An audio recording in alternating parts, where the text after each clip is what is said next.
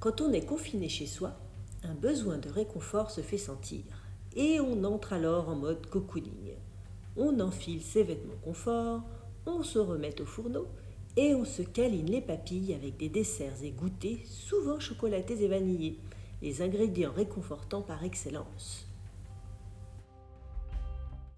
Pour les parfums, les choix s'orientent ou bien vers la simplicité d'une fraîcheur rassurante en ces temps d'hygiénisme, ou bien au contraire, on préfère se lever dans la douceur de parfums orientaux aux notes chaudes, voluptueuses, charnelles et souvent vanillées.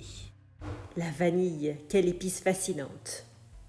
Saviez-vous que le mot vanille vient de l'espagnol vainilla, diminutif de vaina, la gousse, lui-même issu du latin vagina, gaine ou enveloppe de grains? Avec une telle étymologie, pas étonnant qu'on lui prête des vertus aphrodisiaques. La gousse de vanille est le fruit d'une orchidée liane qui grimpe autour des arbres qui lui apportent l'ombre dont elle a besoin pour s'épanouir. C'est d'ailleurs la seule orchidée qui peut produire un fruit comestible. Il existe plusieurs types de vanille, mais en parfum comme en cuisine, la vanille la plus prisée est la vanille Bourbon, de l'ancien nom de l'île de la Réunion.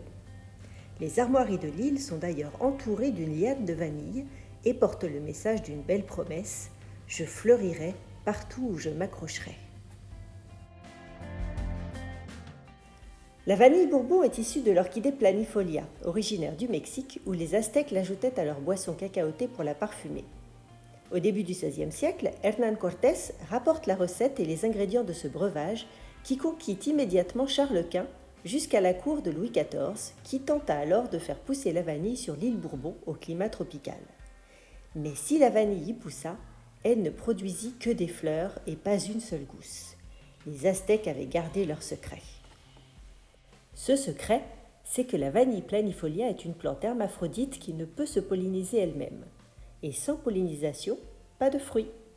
C'est l'abeille mélipone, une espèce endémique uniquement présente au Mexique et aux Antilles, qui accomplit habituellement cette tâche. Mais cette abeille ne s'est jamais acclimatée à l'océan Indien, et la vanille resta donc une plante ornementale. Jusqu'en 1841, lorsqu'un jeune esclave réunionnais de 12 ans, Edmond Albius, découvre qu'on pouvait féconder manuellement l'orchidée planifolia. On a encore aujourd'hui recours à cette pollinisation manuelle, effectuée le plus souvent par des femmes que l'on appelle des marieuses.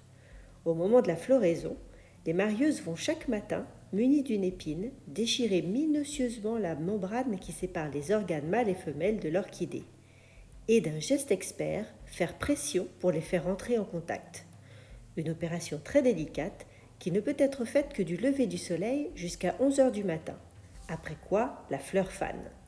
Les marieuses fécondent ainsi de 1200 à 1500 fleurs tous les matins pendant 2 à 3 mois. Il faut ensuite attendre 6 semaines pour que la gousse atteigne sa taille optimale entre 10 et 20 cm.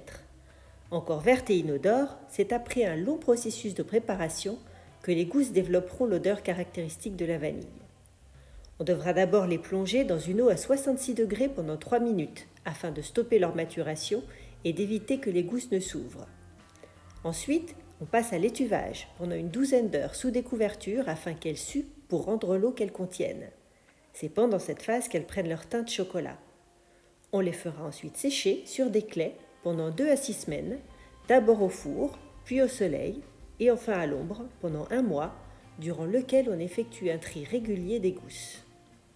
L'affinage se fera ensuite dans des caisses en bois tapissées de papier sulfurisé pendant 8 mois, durant lesquels la gousse va développer ses arômes. Une fois le calibrage et le classement par taille terminés, on confectionne alors des bottes avec des gousses de même longueur.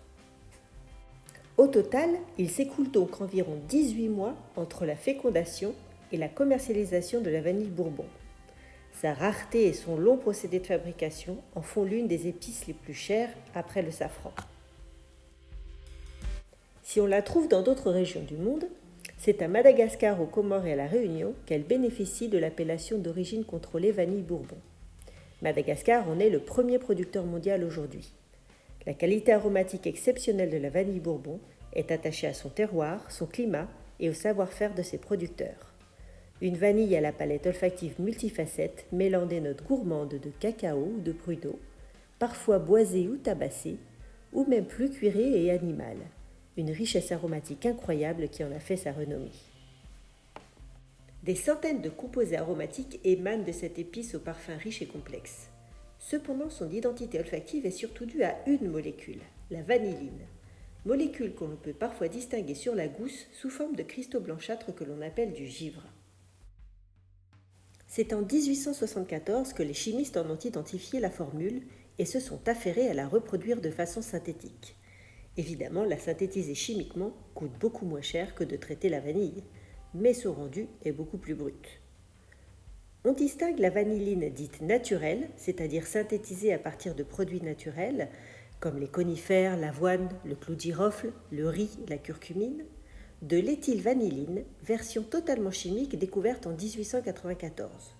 Son arôme est 4 fois plus puissant que celui de la vanilline, donc beaucoup plus économique, car on peut l'utiliser en plus petite quantité.